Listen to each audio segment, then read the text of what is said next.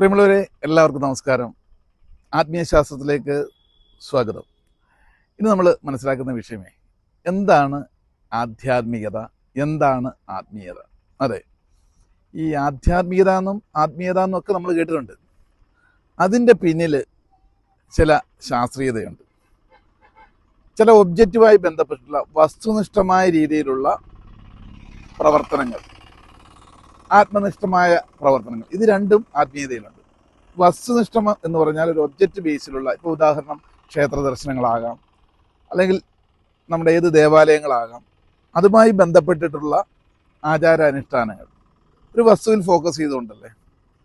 അത് ആരാധനാലയമായിക്കോട്ടെ, അവിടെ നമ്മൾ ഉപയോഗിക്കുന്ന പാരായണം ചെയ്യപ്പെടുന്ന വേദപുസ്തകങ്ങളായിക്കോട്ടെ, പുരാണങ്ങൾ, ഇതിഹാസങ്ങൾ, ഇതിൻ്റെ പഠനം, അല്ലെങ്കിൽ ചില ക്രിയകൾ ചെയ്യുക, വഴിപാടുകൾ, പൂജ, ഇതെല്ലാം ഒരു വസ്തുവിൽ അധിഷ്ഠിതമായി നമ്മൾ ചെയ്യുന്ന കാര്യങ്ങളെല്ലാം ആധ്യാത്മികത എന്ന് പറയും. എന്നാൽ ആത്മീയത എന്ന് പറഞ്ഞു കഴിഞ്ഞാൽ അതിൻ്റെ ഉള്ളിലുള്ള സൂക്ഷ്മമായ തലം, അതിനെയാണ് ആത്മീയത. ആത്മാവിനെ അറിയുക, അതാണ് ആത്മീയത എന്ന് പറയും. അതാണ് സ്പിരിച്വൽ സയൻസ് എന്ന് പറഞ്ഞാൽ എന്താ? 100% ആത്മാവിനെ അറിഞ്ഞുകൊണ്ടുള്ള ട്രാൻസ്ഫോർമേഷന് ചെയ്യുന്ന കാര്യങ്ങളാണ്. ഇപ്പോൾ ഒബ്ജക്റ്റിൽ ചെയ്യുന്നതെല്ലാം ആന്തരികമായി നമ്മളിൽ മാറ്റം വരാനാണ്. ഇപ്പം ഞാൻ ഇവിടെ നിൽക്കുന്നു, അതേപോലെ അത്തരത്തിൽ വളരെ പ്രസിദ്ധമായ ഒരു ക്ഷേത്രത്തിൻ്റെ പരിസരത്താണ്. പല ഫിലിമിലും പല സിനിമകളിലുമൊക്കെ പശ്ചാത്തലം ഒരുക്കിയിട്ടുള്ള ഉത്രാളിക്കാവ് ക്ഷേത്രമാണ്. അത് പ്രേക്ഷകർക്കൊന്ന് കാണുകയും കൂടെ ചെയ്യാമല്ലോ എന്ന് വിചാരിച്ചിട്ടാണ് ഞാൻ ഇവിടെ ഇത് ഷൂട്ട് ചെയ്യുന്നത്. അപ്പോൾ ഇവിടേക്ക് വരുന്ന നല്ല ക്ഷേത്രങ്ങളും ഒക്കെ വന്ന് ചെയ്യുന്ന കാര്യങ്ങളെല്ലാം ആത്മീയതയിലേക്ക് എത്തുന്നതിന് വേണ്ടിയിട്ടാണ്. പറയാറുണ്ട്, നമ്മുടെ വളർച്ചയ്ക്ക് ആവശ്യമായ ഗോവണികളാണ് വിഗ്രഹങ്ങളായിക്കോട്ടെ, പ്രതിഷ്ഠകളായിക്കോട്ടെ, ഏത് ആചാര അനുഷ്ഠാനങ്ങളും നമ്മുടെ ആത്മാവിലേക്ക് കയറുന്നതിന് വേണ്ടിയിട്ടുള്ള ഗോവണികളാണ്. അല്ലാതെ അതിനകത്തുള്ള ഏതെങ്കിലും ഒരു ദേവനോ ദേവിയോ നേരിട്ട് വന്ന് നമ്മളെ രക്ഷിക്കുകയോ ശിക്ഷിക്കുകയോ ചെയ്യില്ല എന്നുള്ളതാണ്. അപ്പോൾ നമ്മുടെ ആത്മീയ പുരോഗതിക്ക് വേണ്ടിയിട്ടാണ് ഇതേപോലെയുള്ള ആരാധന അനുഷ്ഠാനങ്ങളിലൂടെ ആത്മീയതയെ പരിപോഷിപ്പിക്കുന്ന വസ്തു. ക്ലിയർ ആവുന്നുണ്ടല്ലോ? ഏത് കാര്യം എടുത്തു നോക്കുള്ളൂ.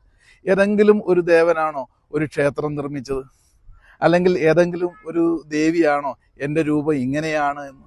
അല്ലെങ്കിൽ ഏത് മതങ്ങളിലുള്ള ദേവതാ സങ്കല്പവും ആ ദേവനല്ല ഇവിടെ വന്ന് ഞാൻ ഇങ്ങനെയാണ്, എനിക്കൊരു ആലയം വേണം, ആലയം എന്ന് വെച്ചാൽ വീട് വേണമെന്ന് പറഞ്ഞത്. മനുഷ്യൻ അവന് ഏകാഗ്രത കിട്ടാനും അവൻ്റെ ആത്മീയത പുരോഗതിക്ക് വേണ്ടിയിട്ട് ഒരു പ്ലേസ് ഉണ്ടാക്കിയിരിക്കുന്നു, ഫോക്കസ് കിട്ടുന്നതിന് വേണ്ടി.